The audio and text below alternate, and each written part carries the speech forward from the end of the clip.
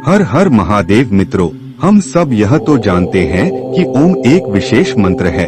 ओम मंत्र का उच्चारण से मन को शांति मिलती है और सकारात्मकता बढ़ती है। परंतु क्या इसके अतिरिक्त भी ओम मंत्र का कोई गूढ़ रहस्य है? उनका रहस्य जानने से तुम्हें ब्राह्मण के सीक्रेट कोड 369 में से 3 नंबर वाली पहली चाबी मिल जाएगी, जिससे आप सबसे बड़े खजाने के सभी ताले खोल सकते हैं और संसार में सबसे अमीर व्यक्ति भी बन सकते हो। और साथ में यह भी जान सकते हो कि आत्मा क्या है, मोक्ष क्या है, ब्रह्मांड क्या है, तुम संसार में क्यों आए हो और तुम्हारा उद्देश्य क्या है। अगर तुमने ओम के रहस्य को नहीं जाना तो तुम्हारे पास अरबों खरबों रुपए होने के बावजूद भी तुम संसार के सबसे गरीब और दीन व्यक्ति ही रहोगे। ओम मंत्र का यह रहस्य तुम वेदों और उपनिषदों से प्राप्त कर सकते हो, लेकिन हो सकता है तुम्हारे पास इतना समय नहीं है कि तुम बड़े बड़े वेद पुराणों का अध्ययन कर सको। तो आपको हमारी इस वीडियो को अंत तक एकाग्रचित्त होकर सुनना ताकि आप समझ सको। नमस्कार मित्रों, ट्रू वॉइस डिवोशनल चैनल पर आपका स्वागत है। अगर आप भी भोलेनाथ के भक्त हैं तो चैनल को सब्सक्राइब जरूर करें। भोलेनाथ आपके सभी कष्ट और दुख हर लेंगे। ओम धर्म का प्रतीक है। ओम सनातन धर्म का प्रतीक है और यह शिव का भी प्रतीक है। यह एक ऐसी ध्वनि या मंत्र है जो अनगिनत रहस्य को अपने अंदर समेटे हुए हैं। और अमेरिका की ऑक्सफोर्ड यूनिवर्सिटी में डायरेक्टर रह चुके पीटर रसेल इस मंत्र पर गहन अध्ययन कर रहे हैं और उन्होंने इसे =MC² के समकक्ष बताया है। और वो कहते हैं कि यह सूत्र चेतना की अभिव्यक्ति को दर्शाता है। ओम ब्रह्मांड की एक ऐसी ऊर्जा है जिससे यह ब्रह्मांड बना है। बहुत सारे देशों में अलग अलग जगह पर रिसर्च चल रहा है कि ओम की ध्वनि का हमारे शरीर पर क्या असर पड़ता है। इस रिसर्च में जब अलग अलग ध्वनि को ऊंची आवाज में बजाया जाता है तो हर ध्वनि का असर शांत पड़े पानी पर अलग अलग पड़ता नजर आता है, लेकिन ओम की ध्वनि का असर पानी पर सबसे अलग पड़ता है। रिसर्च करने वाले खुद हैरान थे कि ओम की ध्वनि के बजने पर पानी पर ऐसी आकृति बनती है जैसे कि सनातन धर्म में बताए गए श्री यंत्र की आकृति होती है। ओम के सिवा कोई ध्वनि ऐसी आकृति नहीं बनाती थी। रिसर्चर्स ने बताया कि ओम की ध्वनि बहुमूल्य ज्ञान का खजाना है और जब प्राचीन काल में एक सन्यासी को लगा कि गुप्त मंत्र से बड़े बड़े खजाने के ताले तोड़े जा सकते हैं तो यह सन्यासी गुप्त मंत्र की तलाश में एक बड़े आश्रम में जाता है। वहाँ के आचार्य से कहता है, आप मुझे मूल्यवान गुप्त मंत्र दीजिए। तो आचार्य ने कहा कि मैं तुम्हें गुप्त मंत्र तो दूंगा, लेकिन तुम्हें सालों तक यहाँ रहकर सेवा करनी होगी। सन्यासी ने सेवा करते करते सालों बिता दिए। एक दिन सन्यासी आचार्य के पास गया और बोला, अब तो वह गुप्त मंत्र मुझे दे दीजिए। तो आचार्य ने कहा कि ठीक है, तुम मेरे नजदीक आओ, मैं तुम्हारे कान में गुप्त मंत्र कहूँगा। सन्यासी नजदीक गया तो आचार्य ने ओम का मंत्र दिया। वह खुश हो गया और वहाँ से चला गया। ओम का जाप करने लगा, लेकिन कोई धन की प्राप्ति नहीं हुई। तो उसे संदेह हुआ कि आचार्य ने उसके साथ धोखा किया है। जब वह बाहर निकला तो देखा कि एक माँ अपने ओम नाम के बेटे को बुला रही थी। ओम बेटे यहाँ आओ। तो सन्यासी चौंक गया, क्योंकि यहाँ तो किसी के बेटे का नाम ही ओम था। जब वह और आगे गया तो कुछ ब्राह्मणों को देखा जो हरि ओम बोल रहे थे। उसने अनुमान लगाया कि यहाँ हर जगह ओम बोला जा रहा है। सन्यासी और आगे रास्ते में बढ़ा तो कुछ विद्यार्थियों को ओम शांति ही बोलते हुए सुना। तो सन्यासी कहने लगा, कहीं आगे ओम बोला जा रहा है तो कहीं वाक्य के पीछे कौन बोला जा रहा है। इसको मंत्र को तो सभी जानते हैं, तो फिर यह मंत्र कैसे गुप्त मंत्र हो सकता है। निश्चित ही मेरे साथ धोखा हुआ है। वह अपने आचार्य के पास गया और कहने लगा, आचार्य आपने मुझे यह कैसा मंत्र दिया है, इसे तो हर कोई जानता है, तो फिर यह कैसे गुप्त मंत्र हो सकता है। आप मुझे कोई दूसरा गुप्त मंत्र दीजिए जिससे मुझे खजाने की प्राप्ति हो। आचार्य बोले, ठीक है, मैं तुम्हें दूसरा मंत्र दूंगा, लेकिन तुम्हें पहले मेरा एक काम करना होगा।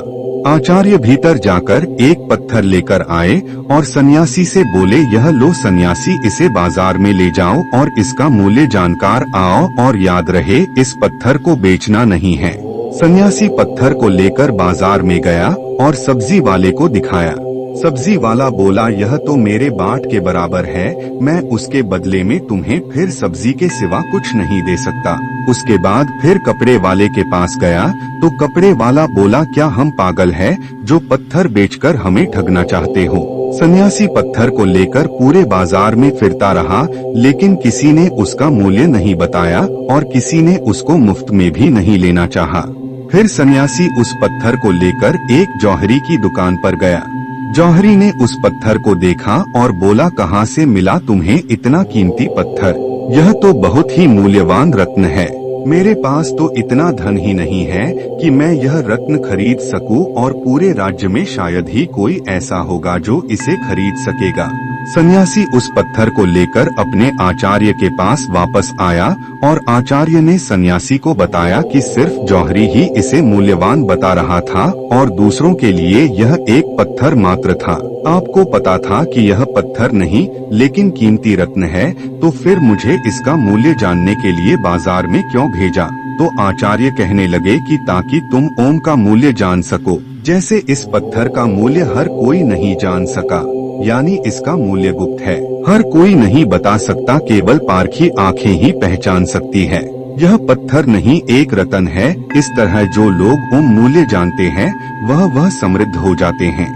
अब तुम ध्यान से सुनो, मैं तुम्हें ओम का विस्तार पूर्वक रहस्य समझाता हूँ। देवताओं के सेनापति भगवान कार्तिकेय ने भगवान शिव को ओम का जो अर्थ बताया है वह मैं तुम्हें बताता हूँ। ओम एक ऐसी प्राकृतिक ध्वनि है जो बिना किसी टकराव से उत्पन्न होती है, जिसे तुम अक्षर, शब्द, ध्वनि या नाद भी कह सकते हो।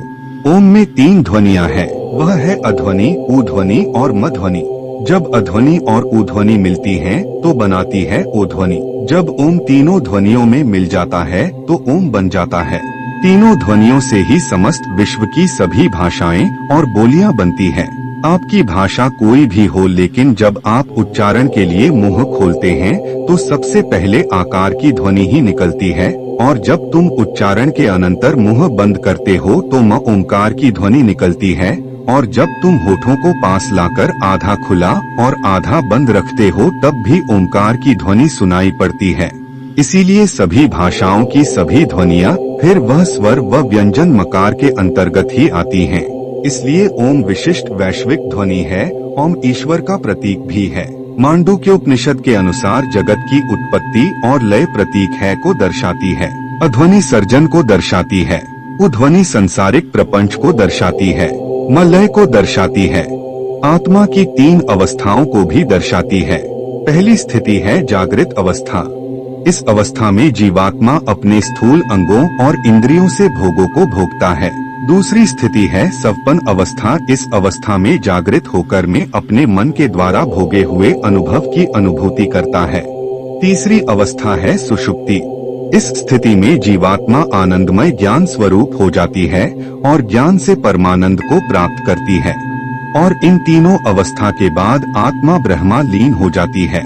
इस अवस्था में आने के बाद आत्मा अद्वैत शिव ही शिव रह जाती है।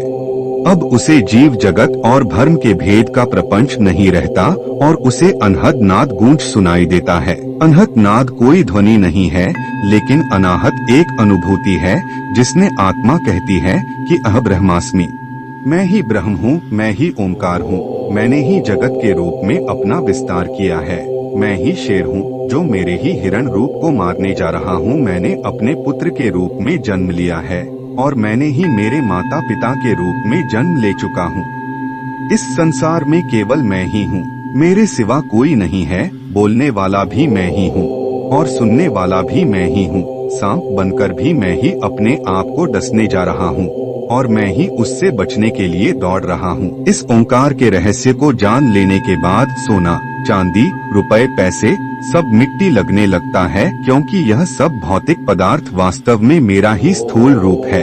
मैं तो इतना अमीर हूँ कि यह घर, यह जमीन, यह पृथ्वी, यह तारामंडल ही नहीं, पूरा ब्रह्मंडल ही मेरा है।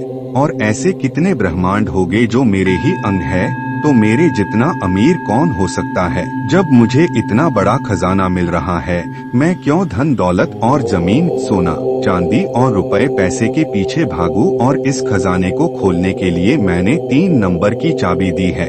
जो अब मैं तुम्हें बताता हूँ मूल 3 ध्वनियाँ हैं और 3 ही रंग हैं, लाल, पीला और नीला। प्रकृति के मूल लक्षण 3 है, नाम, रूप और गुण। शरीर की तासीर 3 है, कफ, पित्त और वायु। ब्रह्मांड की स्थितियाँ 3 है, उत्पत्ति, पालन और प्रलय, और उनके देवता भी 3 है, ब्रह्मा, विष्णु और महेश। पदार्थ के मूल तत्व 3 है, न्यूट्रॉन, प्रोटॉन और इलेक्ट्रॉन। आयाम 3 है। पहले आयाम 3 है, लंबाई, चौड़ाई और गहराई। इन 3 नंबर की चाबी को जितना गहराई से अध्ययन करोगे और उसकी गहराई में जाओगे तुम मुझे ही पाओगे, नहीं अपने आप को ही पाओगे, क्योंकि इस संसार में और तुम्हारे सिवा दूसरा कोई है ही नहीं। उम्मीद करते हैं आपको यह 3, 6, 9 की चाबी और ओम का महत्व समझ में आ गया होगा। आखिर शिव ही सत्य है और सत्य ही शिव है, इसके सिवा और दुनिया में कुछ नहीं है। जो कुछ भी है वह शिव ही है, तभी यह संसार चल रहा है। वही पूरी दुनिया का कर्ता धर्ता है और कोई नहीं हो सकता। अगर आप और हम नहीं रहेंगे संसार फिर भी शिव चलाता रहेगा। मित्रों, आज के लिए बस इतना ही। अभी तक आपने इस चैनल को सब्सक्राइब नहीं किया है तो सब्सक्राइब बटन दबाकर बेल आइकन पर क्लिक करें। धन्यवाद।